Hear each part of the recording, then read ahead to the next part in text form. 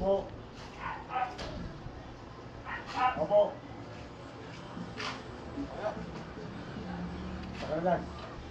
Tayo na ba? Tingnan natin. Ha? Tingnan natin tayo mo.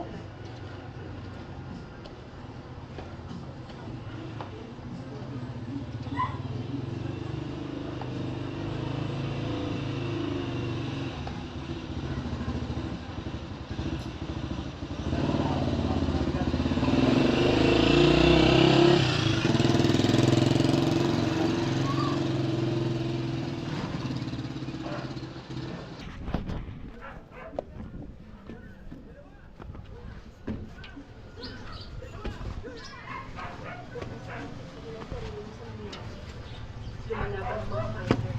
Ang mahalaga mahanap mo ang bagay na kailangan mong paglaban. Hindi mo ang kapatawaran ko. Okay.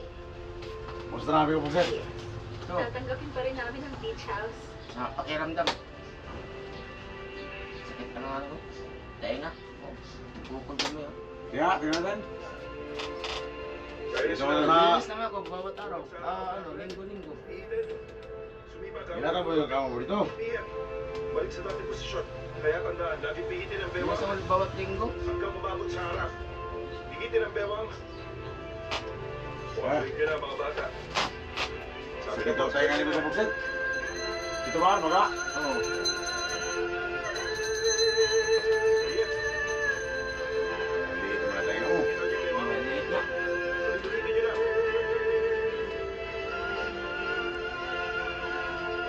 Kailangan niya i-vacuum. Wala ka bang araw? Cotton buds? Meron ako cotton buds. Nag-cotton buds na ako. Basta linggo-linggo. Bigyan mo na ng gamot. Ha? Hindi pa. Eh, wala naman tayong gamot eh. Anong gamot yan? Eh, Anong klaseng gamot? Pinamig. Wala. Hindi ba yun? Di, mas simple, kailangan i-vacuum.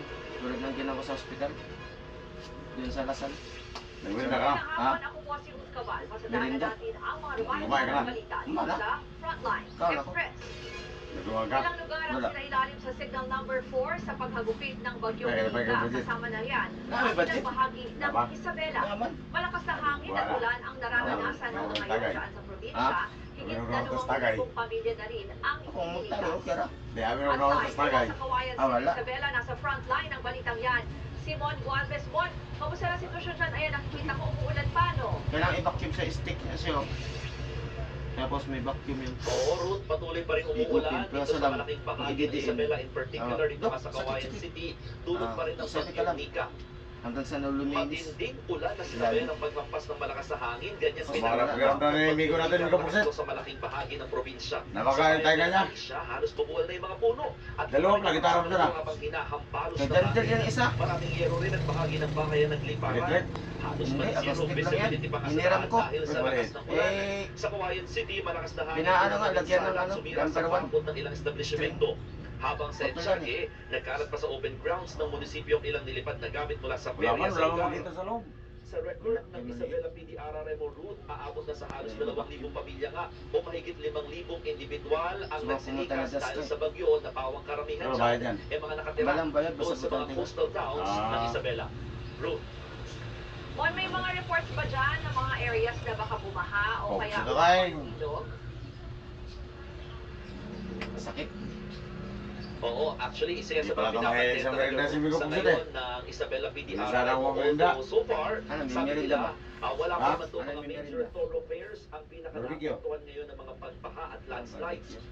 Pero meron na doon mga ilan sa mga inner roads at mga barangay Wala na areas service, na talaga namang kasi lubog Wala, na ba? sa tubig. Ang pinangangamba kasi nila in the Pagka-coding coming talaga. days, either Ah, bukas o sa kailangan makalawa, naman. Sige. doon mas Sa ulit, tapos mararanasan bukas ang na coding. pagbaha dito sa Yan, magdamag yan naman bahagi dito. ng probinsya oras sa umapo yung Tingin, Cagayan River at recording Pinakanawan River dahil sa mga tubig na magagaling naman sa norte Grabe at ulan. saka sa may Sierra Madre route.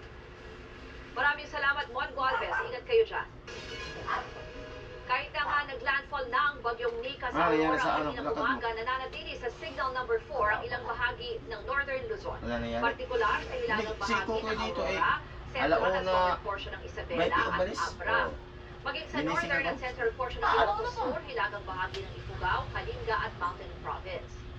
Signal number 3 naman sa central portion ng Aurora, hilagang bahagi ng Quirino at Benguet. Signal number 3 din sa timog na bahagi ng Ilocos Norte, timog kanlurang bahagi ng Cagayan at hilagang silangan ng Nueva Vizcaya. Maging sa nalalabing bahagi ng Isabela, Abra, Ifugao at Ilocos Sur. Signal number 2 sa northwestern at eastern portion ng Cagayan, hilagang silangang bahagi ng Pangasinan, Central Aurora at hilagang bahagi ng Nueva Ecija. Signal number 2 din sa nalalabing bahagi ng Nueva Vizcaya, Quirino, Apayao, Benguet, Ilocos Norte at La Union. Ano, meron na tayo? Signal number 1 naman sa hilagang bahagi ng Metro Manila, Rizal, Quezon, Samar at Babuyan Islands. Bumili na ka Sa naman dyan. nalalabing bahagi ng mainland Cagayan, Pangasinan, Aurora, Nueva Ecija, Bulacan, Pampanga at Tarlac. Sa Ilocos Region, mga residente ang bagyong Nika ay alam namang nakahas pa rin umalaot sa dagat kahit na may banta ng masamang panahon. Para sa ibang oras na ito, Lakas na hangin ng bagyo sabay ng pagudpud sa Ilocos Norte at hanggang na hindi pa rin naman ang nararanasan ng mga residente. Kaya kanya-kanyang diskarte tuloy hindi pa rin sakaling tumama na ang bagyo. Nadala na raw sila dahil ganito ang nangyari kung bagyong Marce. Ganito rin ang diskarte na 63 anyos na sa pangingisda tulad ng nabanggit mo rin na naglakas pa rin kumalaot. Wala kang ano eh. Mga sumasayaw ng dugo at mga sinumpang porte ng kuryente at mga karatula. Ayon sa alcalde ng bayan Sira ng Benemerito, hindi nila masisisi ang mga nakaka at maghanap buhay. Lalo sa hapon, Tapos page. siya ang naging Hindi mo, wala kang ma-upload din mo. Tapos page. Ha? Tapos sa page. Pinay pa sa TV. Iginawa ang Department of Labor and Employment sabay ng pagudpud sa ilalim ng SUPAD program. Pero palilipatong daw muna ng lokal na pamahalaan ang bagyo bago ito gamitin para hindi masaya. Balik sa'yo.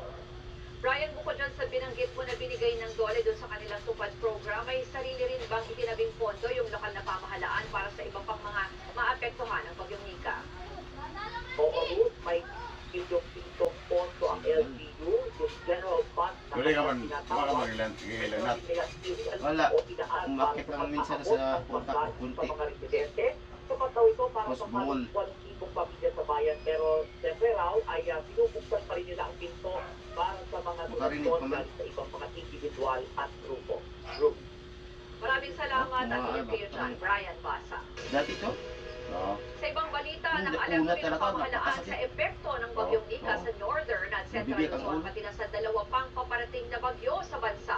Ayon kay DILG Secretary Vacuum na ito, Juan iba-vacuum. Pegulia, nasa 2,000 at 500 linggo-linggo ako naglilinis eh. ang inabisuhan ng lumikas lalo na sa mga lugar na Naglilinis ako linggo-linggo. laging binabaha o yung may landslide. Bumili pa akong Nakahanda na gamot rin ang doon. mga pasilidad ng Dahil kasi DSWD Mercury. pati na ang food packs na ipapamahagi sa mga apektadong residente.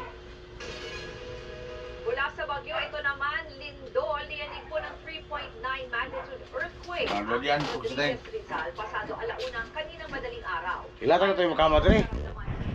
Gagaya ka? Pati sa Quezon City at Oo. Manila. Wala namang naitalang aftershocks at pinsala ang mundo. O, nagkapisat. Dito tayo kay Migo Epor. Igaya ka pa tayo dito kasi binisita natin siya kasi kasama daw pagkaroon niya. Dito tayo sa kama niya, oh. Pinahiram ko to sa kanyang kama para meron siyang kama dito sa bahay niya. Higaan. Buksita tayo. Yan ang kama niya. Ganda na dito. Oh. Yan. Siya lang mag-isang gulong-gulong yan.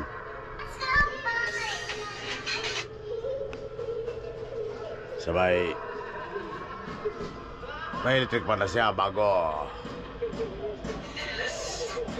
Niregalo ko sa kanya, pamasko.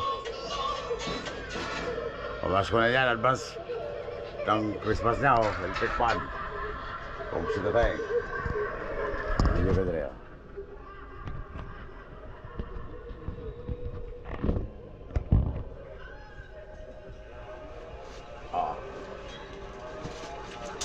Sarap ng higaan, Bigo. Kama to sa bahay, Bigo Pset, kay Jamo. Pinahiram ko sa kanya, kay masikip na sa bahay. Dito muna to sa kanya. Kita ba sa patitil? Buhok, kita. Buhok, sita tayo. Gulong-gulong muna tayo ito, may kapuset. High trip pa, no? Sarap ang gulong-gulong ito yung may kapuset. Habang manood ng TV, oh. Buhok, sita tayo. Okay, sa right kapuset. Yung bahay niya ito, mataas eh. Mataas ang hagdanan ng bahay niya dito. Nakakatakot bumaba dyan. Yan o. Ito. Yan ang hagdanan ng bahay niya. Delikado may bata.